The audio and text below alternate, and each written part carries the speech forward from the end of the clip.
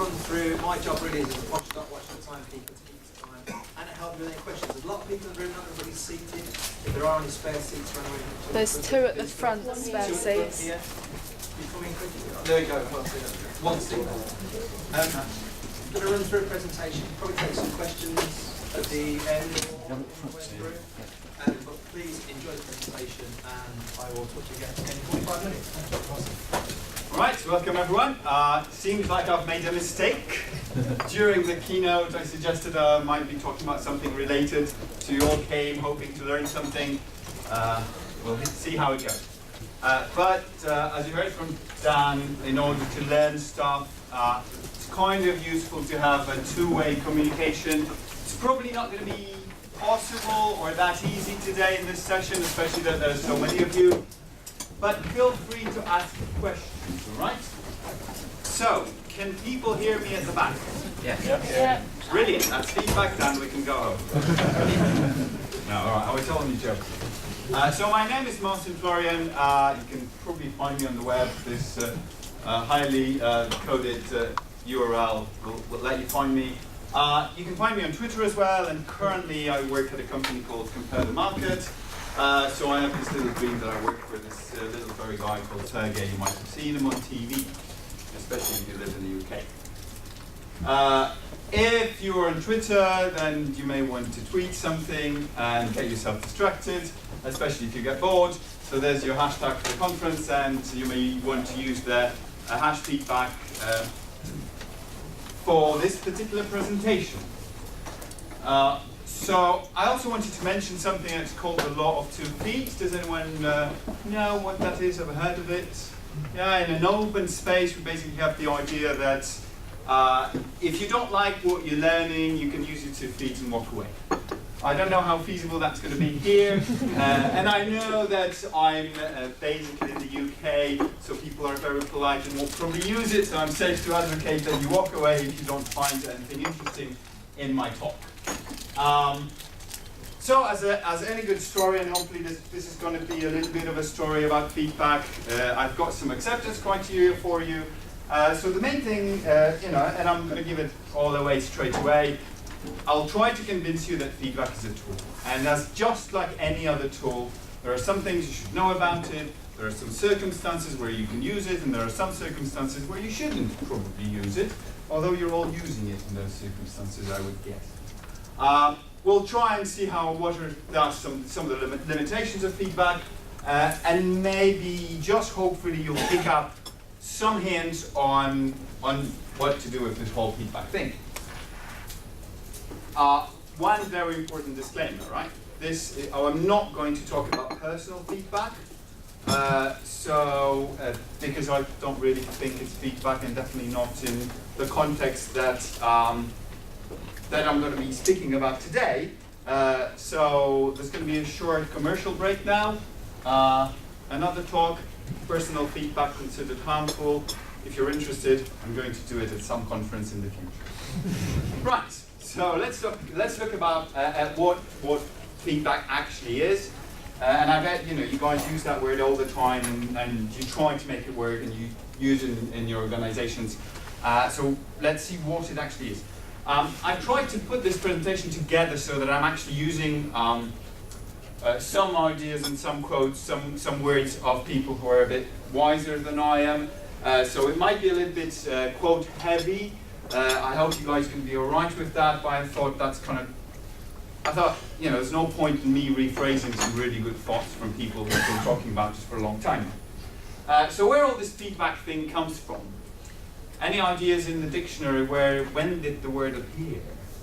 What is it related to? Yeah, I think that's getting close. Actually, it's audio. Absolutely. There we go. A non-inverting amplifier with a little operational amplifier in the middle. Are you scared yet? Anyone willing to get up and walk away now? No, don't worry. That's as much as electronics as we're going to get today. But this is where it all comes from, right? There's some signal coming in. There's some signal coming out. Hopefully that signal is amplified. And when people were kind of trying to put those first lamps and then maybe some very basic transistors to make that work. They kind of realized that this whole feedback thing, so the amplification is not that stable.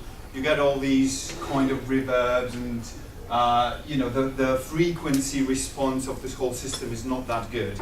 Until someone finally managed to kind of put enough transformers together to create an operational amplifier, and then they realized that this operational amplifier can get some signal in, and if you put a fraction of the outgoing signal back into the input of this little piece of hardware, then it actually begins to behave much better.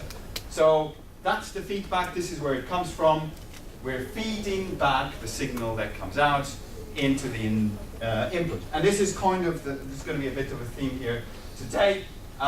It seems like, when they did that, the improvements were quite significant. It was quite nice to see that, we had a better gain stability, we had a better linear response, the frequency responses were much better.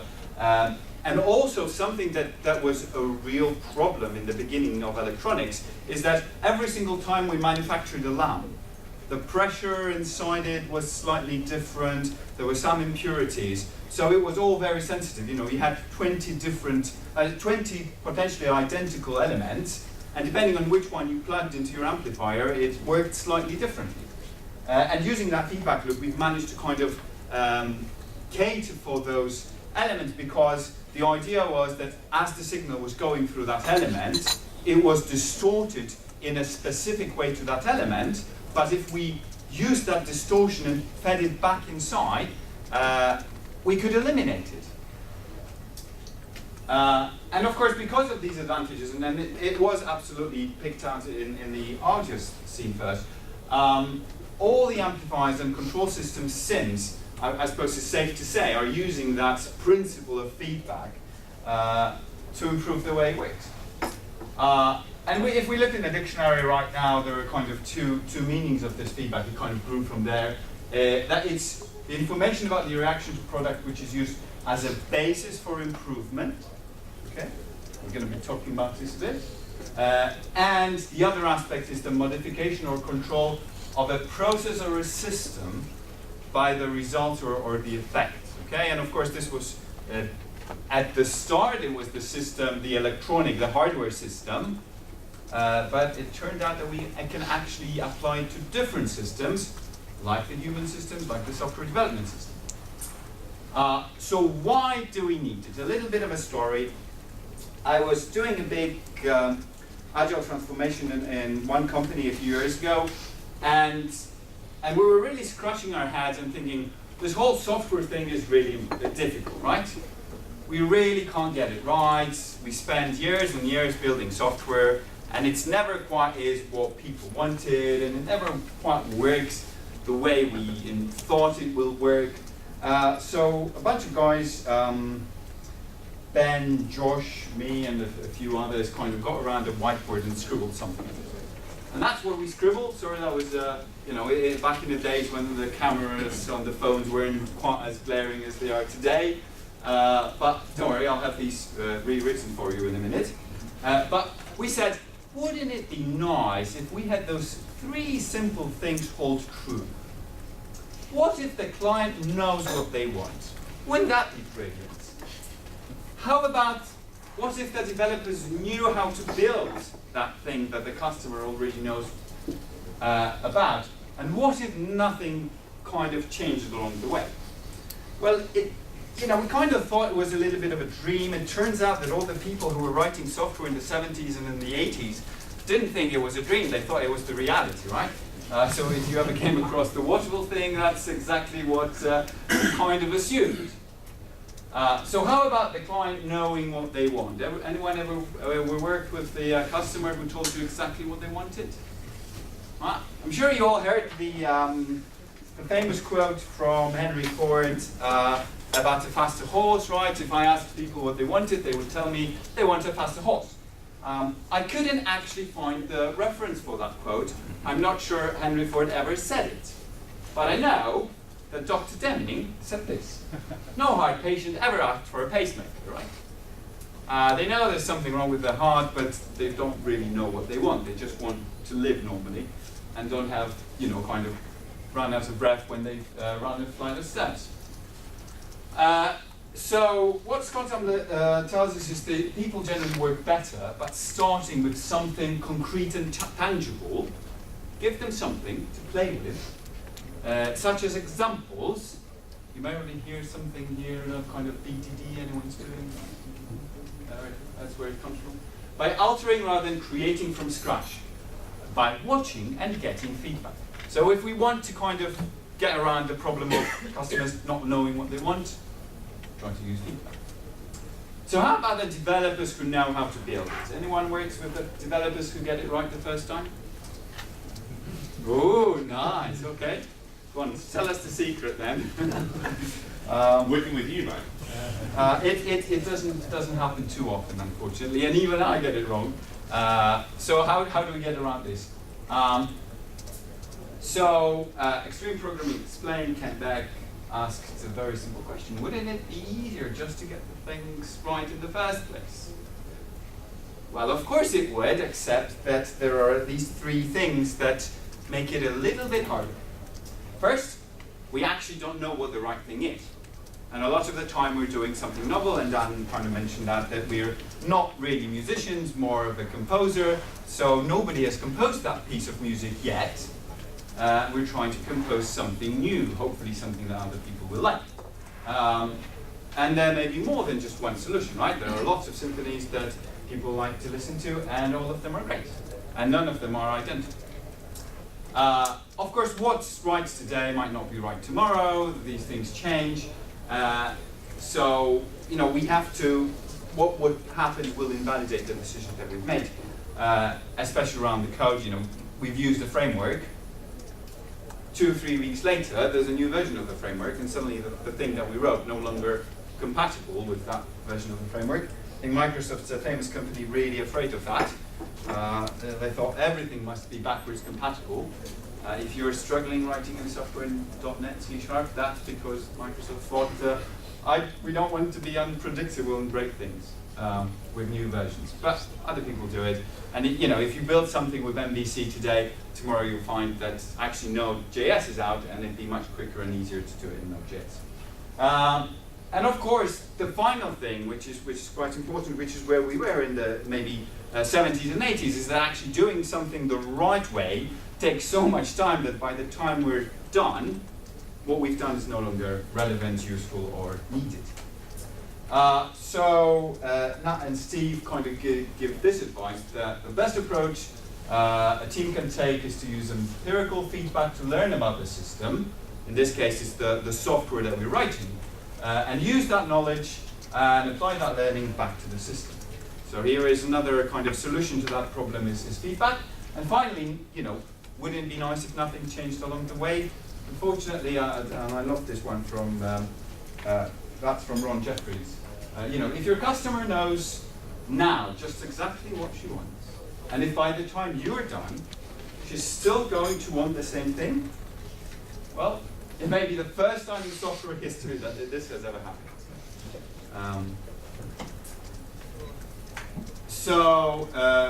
And especially, if we, that's again kind of the waterfall approach, if we do lots of things up front, decisions set in advance of experience have a particularly short half-life, okay? If we think about something but don't actually experience this, we don't know where we end up. And, think back about Dan trying to swim in his armband, okay? Well, it was a different experience than swimming without armbands. So any of those decisions, or anything that he learned swimming with armbands, was very quickly invalidated when he took them off. So change is inevitable, and thus creates a need for feedback. So hopefully by now, I've convinced you that feedback might be useful. Seems like the guys who kind of put together the Agile manifesto thought that too. So why are we talking so much about feedback in Agile? Because when you read this, it doesn't mention feedback really, does it? Right? The word feedback doesn't occur here or on the second page anywhere. So the only place that we can kind of infer that from is we're uncovering better ways by doing it, yes? Uncovering better ways is learning, we're doing it, and hopefully applying that doing to learning to improve what we do. Therefore, if you kind of use Scrum and not changed anything for the last 3 years, you're probably not following the manifesto. But there is the last principle in the manifesto actually talks directly about feedback.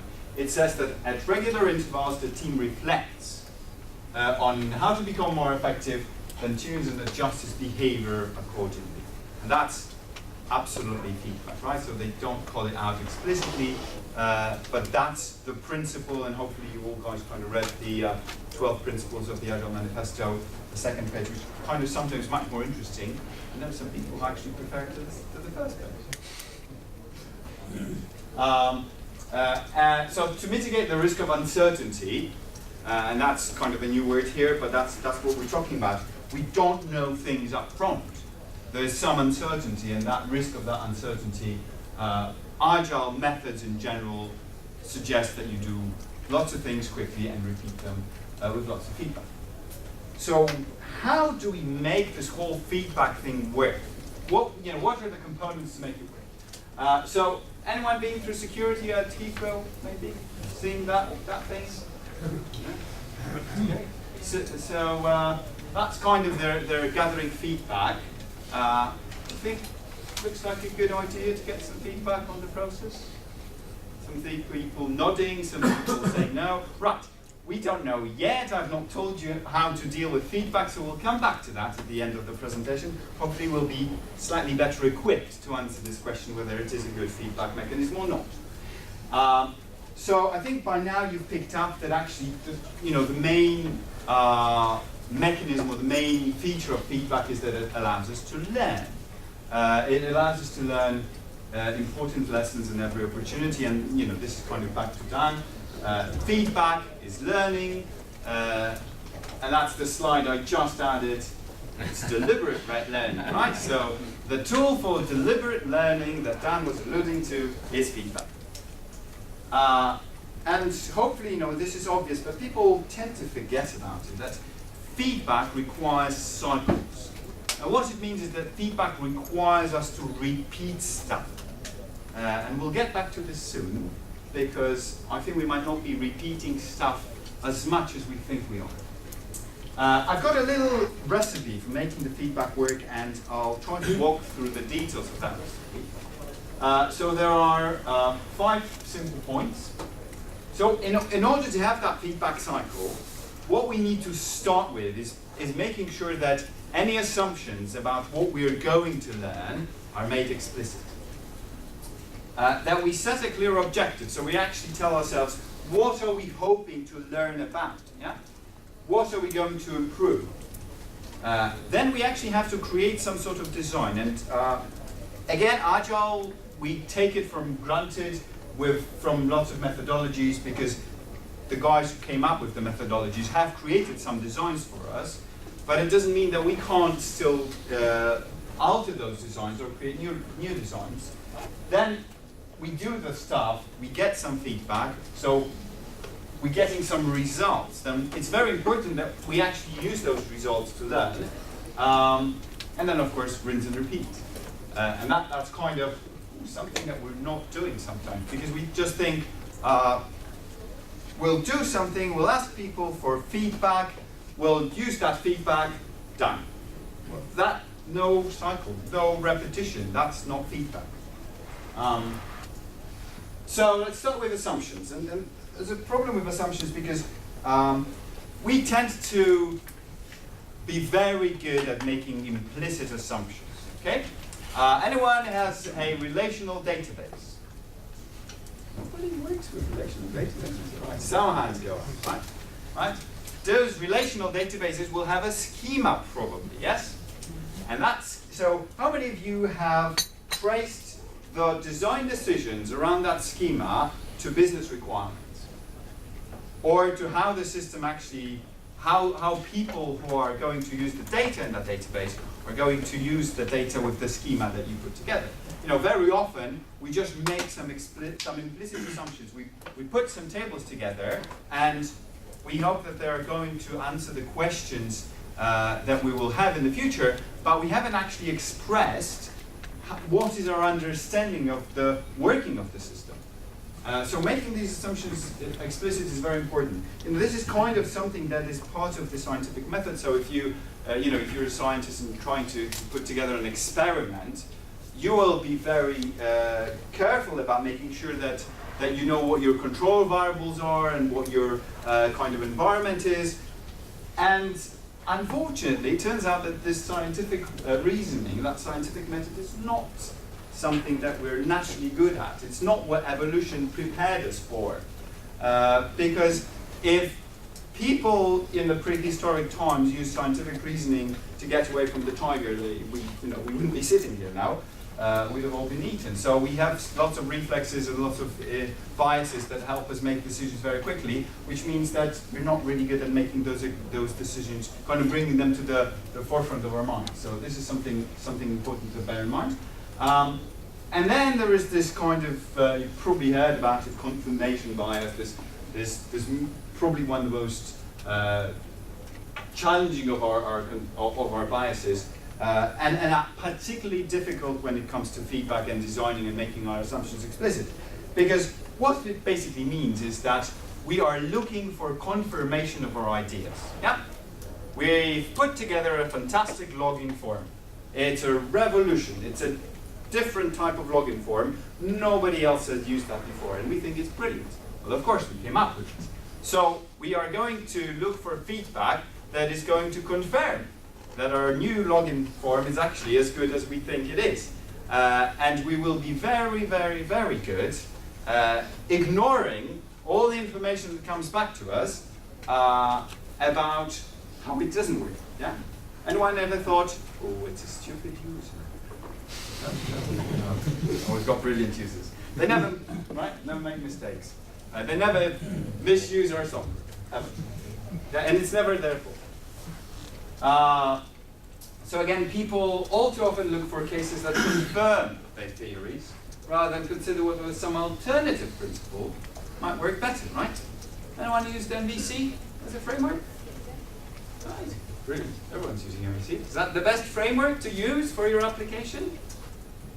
Well, everyone's using it. Maybe some other principle might work better. Okay, so that was the assumptions. Then we have to make sure that we know we've made the assumptions. We understand what we understand today. So we said what we understand today. Now we're trying to see what we're going to learn. Now I've kind of brought this slide in here, which is it's about double loop learning. It's probably kind of a little bit tangential, but what I wanted to kind of highlight here is that very often when we're doing the feedback, we're constrained within the idea that we had. So for example, we know that MVC is what we're using, and we're just trying to see whether that particular design that we use with our MVC framework is the right one. And kind of, that would be that shorter loop, because less frequently we're stepping aside to a second level and trying to say, right, actually is the framework, is the language that we've chosen the right one? And it's probably even more important, not when we're talking about technology, but when we're talking about behaviors and when we're talking about people systems, to say, is that way of interacting with the team, is the daily stand-up in the morning the right thing to do? Okay? Or is the stand-up at all the right thing to do? Okay? So if we're just trying to get the feedback on the stand-up and improving the stand-up itself, we're within the inner loop. But if we want to really get learning going, trying to kind of get the organization to improve in a more dramatic way, we have to say, are the assumptions that we've made that stand-ups are a good way of communicating even something? Right, third thing, careful design. So in terms of careful design, there are a few things which kind of are obvious, but it might be worth bringing them forward. So first of all, if we design those feedback cycles, it's good to try and make them fast. So it should be obvious that fast feedback improves the speed of learning. So the more quickly you can get the information, the more quickly we learn. But also that if we have short and fast feedback cycles, we actually increase the efficiency of the learning as well, right? So not just the learning itself, but the efficiency of learning. Short feedback loops, okay? So we're not waiting months, and we're not dragging them out. So we're not trying to capture the information through 5 people. We're not talking to the analyst who talks to the business, who talks to the customer experience people, who talk to the customer. We talk to the customer directly, trying to make that shorter. And at the same kind of planning, Jürgen Hill tells us, right, evaluating and correcting a project once per day is probably better than once per month. Right? Some caveats around that, but let's not go into it. And finally, something that we very often forget about is elimination of noise. You know, what it means is that we're making some assumptions and we're trying to prove some theories, but the information that we're getting back, we have to make sure that it answers our questions and is not coming from some different source. So this quote that we have here kind of suggests that, you know, first learning obstacle concerns the lack of sufficient feedback due to infrequent decisions, which makes it hard to separate signal and background noise. So if we're trying to make a decision, then see what the effect of that decision was and evaluate it. If we, for example, wait too long, those decisions are big decisions made once a month or once a year about what are the next set of projects we're going to work on, then we're getting a lot of noise in the meantime from other decisions that we haven't considered in our feedback loop. And finally, kind of the learning when we get the data. Whether we can learn from something depends on the quality and speed of feedback and sufficient opportunity to practice, okay? So, which means, again, back to what Dan was talking about, you have to get that information, but you also have to then put it into practical use. And repetition is something that we have to do. And finally, kind of this, I found this and I thought it's brilliant because that's kind of 5 words that summarize feedback. Effective feedback process can be described as active, responsively to meaningful data. You know, every single word here carries a lot of baggage because we have to act quickly. The data must be meaningful, so signal to noise, and the data must be obtained in a sensible way. So, how about feedback in software development? Now, I've got lots of slides here, but I'm not going to go through all of them in great detail because I kind of leave that as the practice to the reader. But, you know, generally, in software development, we would like to just kind of begin at the beginning, go to week, come to an end, and then we're done. Well, very nice. We don't usually know where the beginning is. And we definitely have no idea where the end is or where to stop. So again, the kind of feedback is something that helps us to know where to stop. But, you know, we kind of talked about feedback and learning generally, and in software development, this is particularly true. That software development, for anyone work item or whatever else we're working on, is a process of knowledge discovery, okay? So again, composer, not the pianist. We are discovering knowledge, we're learning, right? I mean, if you're writing something that's been written before, you're doing it wrong, you should just use it like that.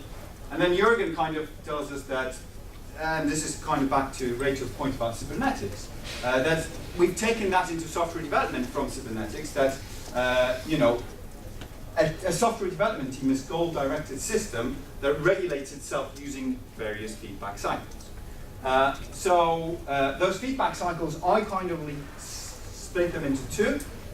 The feedback cycle about the product, so about the code, so the technical side, and the feedback about the process, so the people side, if you like. And of course, Agile is naturally full of those cycles because all of these methodologies, as I hopefully showed you in the manifesto, are based on the feedback, on the principles of feedback. And one of the most obvious cycle in software development, especially in Agile, are iterations. However, iterations, people kind of tend to assume that iterations mean iterative development, Well, I'm going to make a distinction here and borrow something from Jeff Patton, because I'd say that in most software development teams today, iterations, so the things that we do every 2 weeks, or every 90 days, or every however many days, and by the way, yeah, it's fine to change the number of days to fit your company. We produce increments. What it means? Well, incremental development looks like this. We have an idea of a product, and we paint a bit of it, and then we paint a bit more, and then we paint a bit more, right? Iteration 1, iteration 2, iteration 3, we put them bit by bit, but what you can see is that every single one is complete. And I think people kind of might have taken that from Scrum, where we're trying to provide a potentially shippable increment, which we tend to think is a complete thing. But that deprives us of the ability to use feedback to improve our product. Because in order to use feedback, we need iterative development, which looks more like this, right? We have an idea, a vague idea. Well, maybe past all set. We start with a sketch, okay? No UI, we just have some functionality.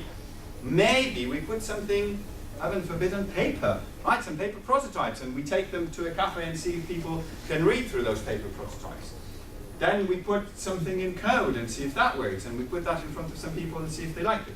And then we put all the fancy UI and nice things around it to see if it actually works. That means, look, what we've done, and this is important, and this is what we don't usually like, which is why I think we don't do iterative development so much, because it means that we have to do the same thing more than once.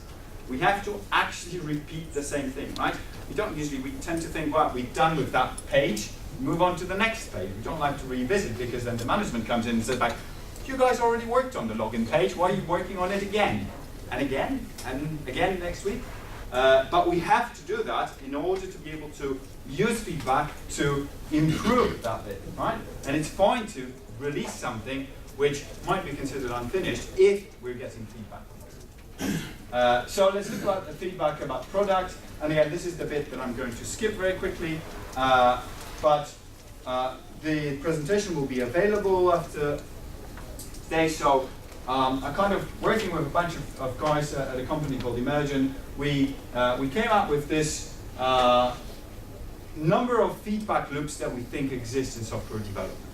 Are they all the feedback loops? Probably not, definitely not.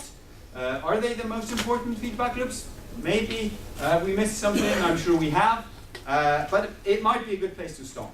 And it's definitely the place where kind of XP and Scrum start. So whizzing very quickly through those, we have the first feedback loop, which I think most organizations, especially companies using Agile today, neglect, which is the idea creation and the feedback loop that we can have from modeling.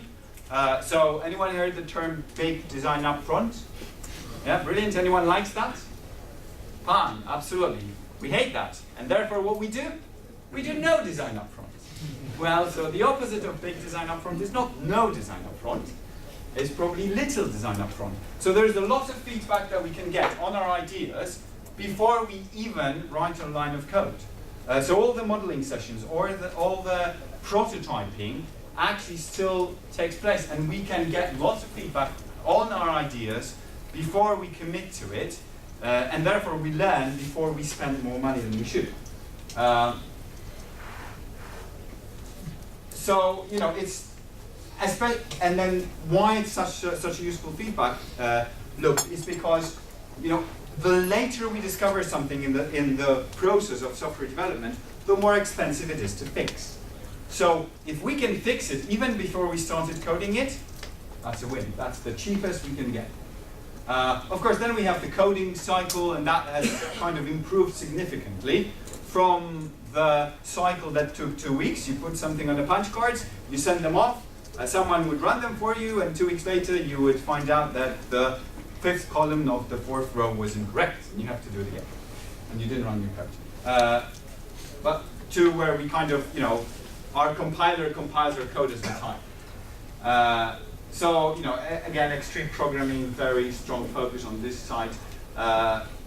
If it's worth having people build it, it's probably worth getting it right. Then we go to kind of, so we're looking at the coding, the individual lines of code, whether the syntax is correct. Then we will look at the kind of probably doing unit testing and saying whether the thing that we're trying to build is doing the right thing. And you know, sorry, this can be a completely talk on its own. So we'll kind of skip that. But test-driven development in particular, for example, here in the unit test is all based around the principle of fast short feedback to the programmer's intent.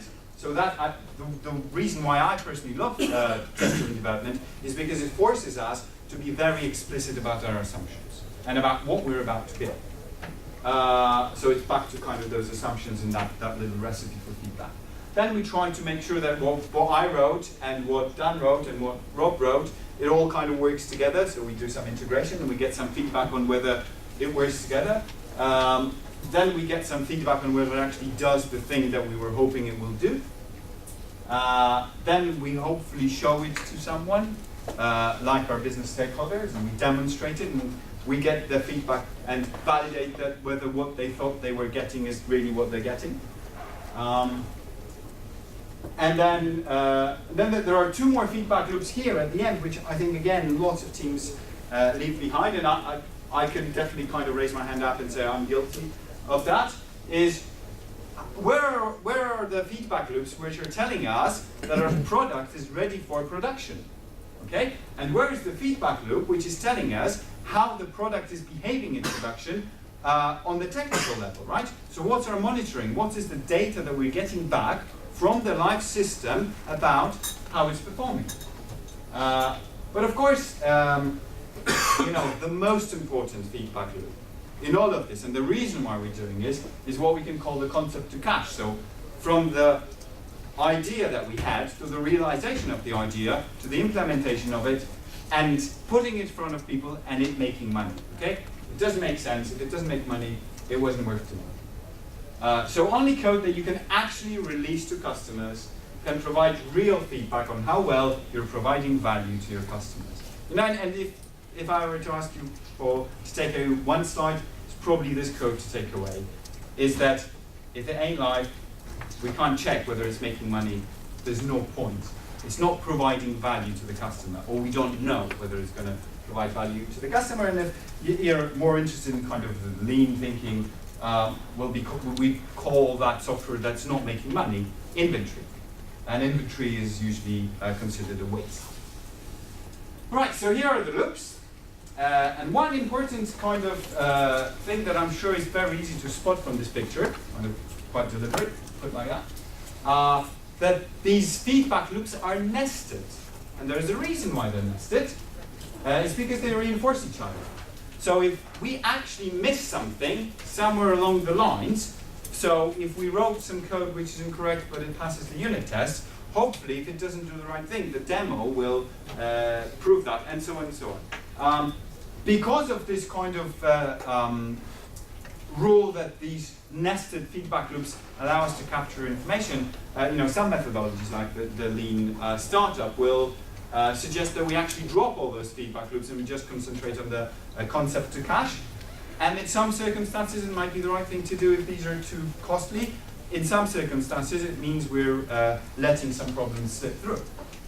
And then let's kind of looking at the feedback process. Everyone involved in a software project has to learn as it progresses, so we're repeating that again, but we're designing our processes in order to allow that to happen. So one of the important things, I'm sure, you know, kind of all the Agile principles will suggest is that we get the collocation. And the reason why we're trying to do this collocation is because that's the simplest way we can get more feedback between people. And of course, that's not the only way, and it doesn't say that we can't do remote development, but that's the simplest way, so that's why we've been doing this in the Agile systems. Now, XP is kind of based on feedback, and you might have seen the diagram with the feedback loops in XP. It's worth looking up. Scrum is also based on the idea of feedback, and in particular, one model of feedback. Does anyone know what model of feedback that might be in Scrum? Fine. Worth checking out. Something called the PDCA cycle, right? plan, do, check, act, otherwise known as Deming-Schuhart cycle, which is actually my 5 points in a slightly different way. So, not my 5 points, they were first. That you have to plan the stuff, make some assumptions explicit, do whatever you're trying to do, then check what's the outcome, do the learning, and act on that learning, and repeat the cycle. And many teams, especially teams doing Scrum these days, do that as a PDCA cycle, especially when it comes to retrospective. Okay? We do something, we get together for a retrospective, we put a bunch of stickies on the board, and then we put actions together. Actually, I don't agree. And Okay. I'm a project coach, and Uh-huh. I would say about 50% of the Agile teams I meet Uh-huh. first don't do the check. Okay. Because they don't have time for retrospectives. Oh, well, then you don't have that at all. But yeah, but I think if you get the that you're just kind of giving up. Yeah. Right. I agree with No you, feedback. but- Cool. Yeah, absolutely. But it's okay. We'll try to do it in 5 minutes. I'm sure there's not that much left. And the lean startup methodology, actually, one of the most important things that you could attribute to Eric Reed is that he based his methodology on another feedback cycle. Anyone knows what that was? Kind of Dan mentioned that, not directly. Comes from military. So he thought, we're not going to look at the kind of Deming and Japan and what they did with Lean and Toyota. We're going to look at what Army is doing. We're going to use the OODA loop. Observe, orient, decide, and act. So we can see it's another kind of feedback cycle where, again, we could go and talk on for hours about this, but it's just worth exploring this a bit further. That's what the Lean Startup movement is basing their feedback cycles on more than the kind of the Scrum methodologies. And then it's probably just worth mentioning that in that cycle, the most important one is the orient one, which takes into account again the assumptions and making them explicit and understanding how these assumptions will influence your decisions and therefore your actions. And actually, what the OODA cycle tells us, and kind of John Boyd who put it together, is that the quicker you can do it, if you can do it more quickly than the competition, you're onto a winner. If you can do it more quickly than the competition and you can infer what the competition cycle looks like, you've already won. Okay? Because then, if you know what their cycle looks like, then you can start behaving in such a way that they think you're unpredictable, and therefore, of course, in a war, you're a winner, but kind of Eric suggests that you're also a winner on the market. So again, we want to apply those feedback cycles at every level of development, organizing projects as systems of nested loops, ranging from seconds to months, and that's your kind of daily stand-ups, weekly or bi-weekly retrospectives, and then project retrospectives and so on. Of course, we have to make sure that we don't use feedback for everything, okay? Feedback must be the right tool. So, if all the Agile conferences about 2 or 3 years ago would always mention the chaos report, I was kind of expecting all the presentations, especially here, to mention the Canavan framework, or however else it's pronounced. I can never do it right. But on lead day... Carl Scotland published a video on YouTube, which says how to pronounce it correctly. Yeah, I have to admit that video doesn't help me. But hey, again, we're not going to go into the details of this, but what this kind of model suggests is that we have some things which are simple, some things which are complicated, with some things which are complex, and some things which are chaotic. And I can't get my head around it, so I kind of looked to Liz Keogh, who put together those 5 very simple steps. So, just about if you look at a problem that you have to solve, if just about everyone in the world has done this, that's probably simple. And then if nobody has ever done this before, we're probably in the complex, somewhere in the kind of complex state. And so you can kind of have a look, read through that excellent post by Liz Keogh, by the way. what is important, that feedback is really useful in the complex and complicated domains. If you have a simple domain, if you're putting together a logging screen, there's no point getting feedback. Or if you're putting together a form, I suggest you first go and read the books about how you put forms together. And don't put a form together and get feedback on it, because that's been done before. You don't have to do it again, you don't have to reinvent the wheel. And unfortunately, a lot of the teams will kind of tend to do that, to reinvent the wheel. So don't use feedback if it's already we're trying to solve a known problem. And this is more information theory, which emphasizes that, is that the informational content of what we're getting back is tied to the uncertainty of the recipient about the content of that. So how can we predict it in advance? So if we can predict in advance how a particular form is going to work with our customers, there's probably no point using feedback. Right, we're nearly there. We're going to skip lots of interesting things another time. And we're going to just look at this. So, is that good? Is that bad? I'd suggest, first of all, not feedback, opinion. So not feedback at all. But if we wanted to consider this as feedback cycle, what's the assumption? What part of the security experience is this evaluating? How far is this from the beginning, right? You went through maybe 3 gates. You met about a dozen people. Which one of those 10 people are you getting feedback on?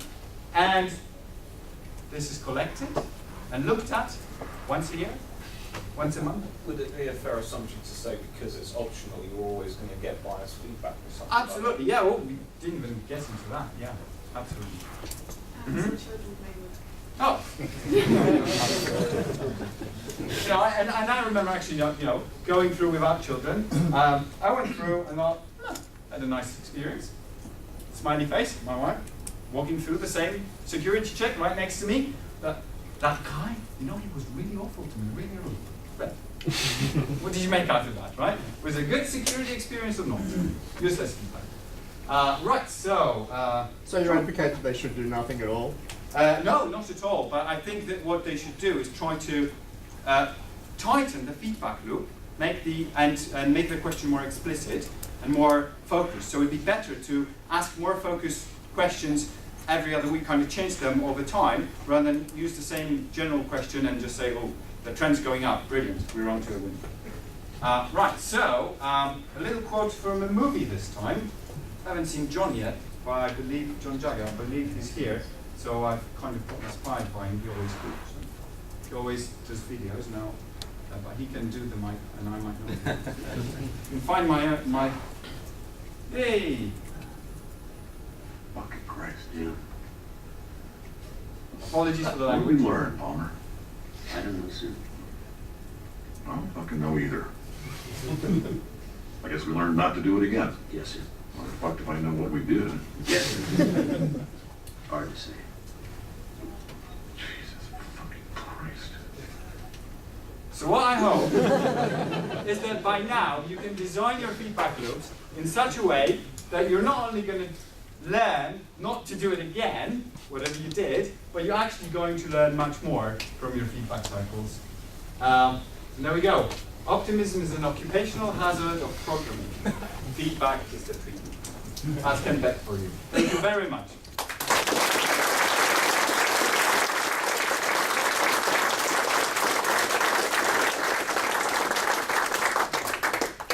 It is lunchtime. It is your choice. If you want to do a couple of questions with Marcin, it's to you. Well, let some air in. Let some air in. Any questions? Any immediate questions? I'm going to be hanging around, so feel free to kind of, if you're a bit intimidated to ask those questions in public, drop me and we can talk them in person.